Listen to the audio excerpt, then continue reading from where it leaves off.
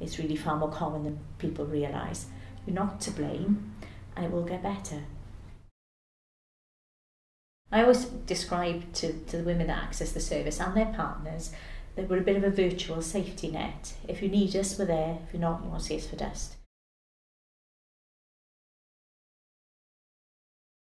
Every woman that is referred to us would get a comprehensive specialist assessment, and from that assessment they would hopefully get everything that they need. And that is what it is, really. It is a treatment group. It's not a support group. It's not, we all sit there and go there and just meet for years on end. It's very focused. It's very evidence-based.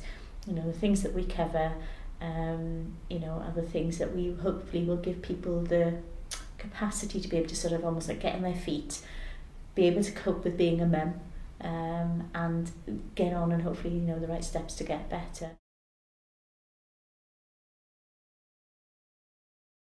We work with women with mental health problems of any sort at all through the perinatal period. That includes prenatal, which would be before women conceive. We would then see them in the antenatal period, i.e. the 9 months when they're actually pregnant.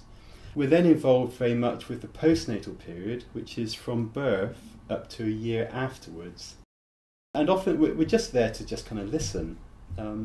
I think there's a lot of misunderstandings and nervousness around mental health issues in pregnancy, and sometimes it's just nice for women to see someone who does actually understand. 2 weeks after I had Sarah, I thought I got to go back to the doctors, and at this point I was literally like a zombie. When he was 4 or 5 months old, I started to feel that I wasn't doing things right. That the baby didn't like me. My problem with the postnatal was I couldn't leave my son. He had to be with me 24/7. No one could give him a bottle because they couldn't do it right. It was only me that could do it right. No one could get him dressed because no one could do that right. So I was the other end of the scale. I wanted to be with him all the time, and no one could do as good a job as I was doing, even though my mother had brought up 3 children and could perfectly manage to look after my son. He literally didn't leave my side. I didn't want to be around anymore. You kind of feel, well, not worthy then, because from, you know, being pregnant, from everyone around you, and then everyone's like, oh, you know, you'll be a great mother, as soon as you have a baby you'll fall in love with her, all these things, you know, you won't want anybody to have her. And obviously mine was the total opposite. So I just felt as if, like, I weren't worthy to be a mother. I didn't want her, I didn't love her.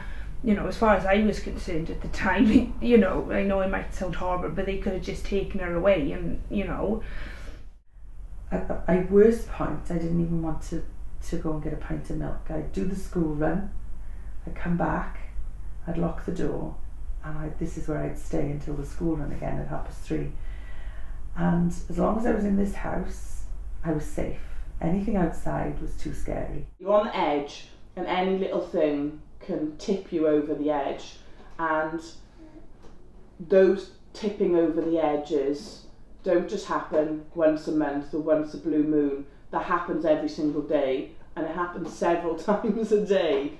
So you're just in this stressful, upsetting environment 24 hours. They do more than just come and see you then every week. They're on the phone. You can ring them as well, you know.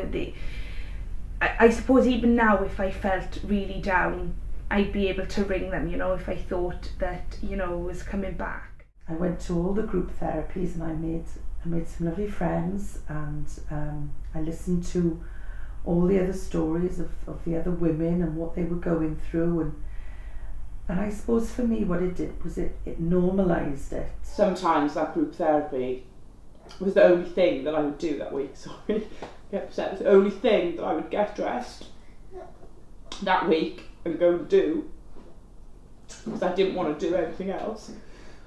And that session just kept me going. Fran and Gail's team is very small, and you know the work they do is, well, it changed my life. You know, it changed the way I perceived. You know, I love Seren more than anything now, and I mean, you know, anything in the world, and you know they helped me to achieve that, and well, I really can't thank them enough. Unfortunately, I live in an area where the Prams was available to me. I know that there are a lot of areas across Wales and England that they don't have this service, and I can honestly say I wouldn't know. I don't know where I would be if I hadn't had it. It's literally saved me and my family, and I am so grateful. And they were just brilliant. The group sessions, the girls that I'm still friends with now, and Gail and Fran, who were just there for you then whilst you're going through the postnatal, but continue to be there for you afterwards. There is light at the end of the tunnel, and you've got to keep that, you know, at the forefront of your mind. Things will get better. Daniel's lovely. He's a lovely, lovely little boy. He hasn't been affected at all by my illness. You know, it's great. Yeah, you will get out of it, and you'll be happy.